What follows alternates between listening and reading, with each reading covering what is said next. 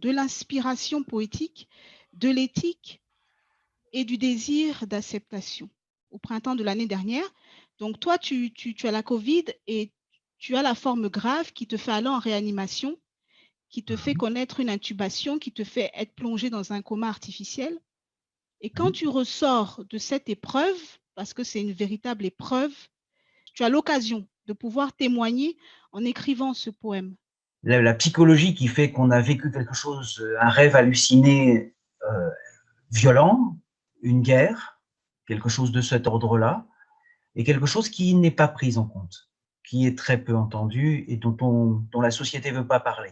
Cette citation du poète qui est un étranger, tu l'es plus que jamais après avoir survécu à la Covid, en fait. D'autant plus que dans le service de réanimation, je savais que tout le monde n'avait pas eu la chance que j'avais eue. Depuis ce moment-là, je me suis obligé à d'autres contraintes, des contraintes beaucoup plus dures, de versification classique, avec des octosyllabes, des décasyllabes, des alexandrins, parce que ces contraintes me disent c'est encore de la poésie.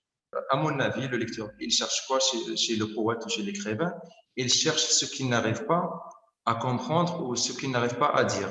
Le lecteur qui lit toi, ton poème, et qui n'adhère pas à ce que toi tu as travaillé, à ce que toi tu lui proposes, comment vis-tu la notion du rejet? Si le refus,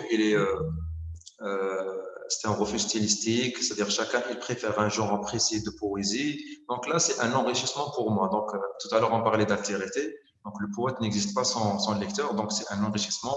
La différence, c'est un enrichissement. Donc je le salue pour son avis.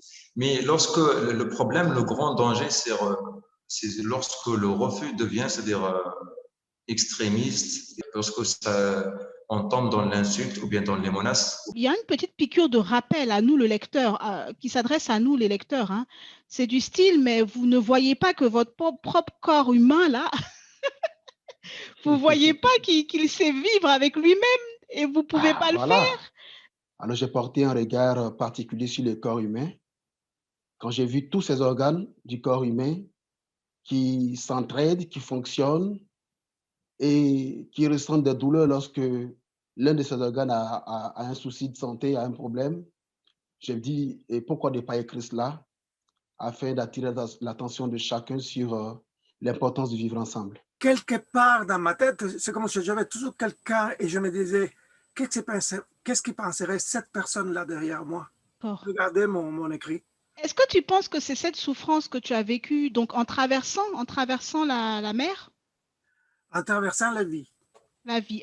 Nous, on le dit comme ça, mais on ne pourra jamais réaliser vraiment la souffrance que ça inclut. Est-ce que tu penses que c'est cette souffrance qui t'a donné cette lucidité, qui fait que tu peux décrire ce que tu as décrit dans les premiers vers du poème? Tout ce qu'on traverse, ça nous forge ou ça nous détruit. On a deux possibilités de voir la vie. Elle nous forme, elle nous transforme ou elle nous détruit. Je dis qu'est-ce que je dois dire ou qu'est-ce que je pense que je dois dire. Ce que je dis, c'est une chose. Comment est-ce que les gens vont le prendre, c'est une autre.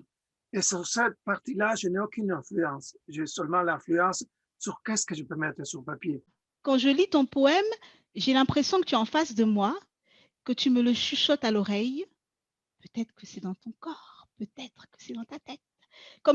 Voilà, c'est vraiment ce caractère de proximité. Moi, je suis éducatrice auprès d'adolescentes, donc je rencontre la différence et la souffrance, la difficulté aussi.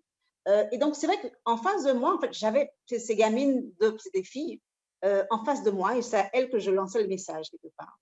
Et c'est pas par hasard que ça a pris cette couleur. C'était elles que je voyais, elles m'ont inspirée, en même temps, elles m'ont soufflé les mots pour que je leur transmette. Je ne m'enferme dans aucune théorie, ça je veux pas, dans un concept, dans une idée, je pense que j'ai du mal, c'est même pas, ça dépasse ma capacité.